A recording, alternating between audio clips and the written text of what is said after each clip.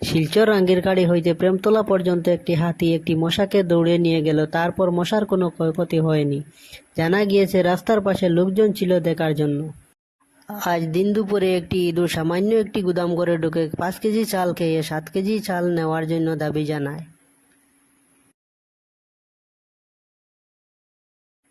আজ দিন দুপুরে 2:30 ঘটিকার সময় বরাক নদীতে আগুন লেগে জল সব জ্বলিয়ে ছারখার। তারপর মাছের কোনো ক্ষয়ক্ষতি হয়নি। জানা গিয়েছে মাছগুলো অসহায় হয়ে পুরনো ট্যাঙ্কিতে আশ্রয় নিয়েছে। ওদিকে বাগাবাজার হইতে একটি ট্রাক গাড়ি ফুল প্যাসেঞ্জার নিয়ে তারাপুর স্টেশনে আসে। তারা সবাই বলছে জাহাজের টিকিট নেবে।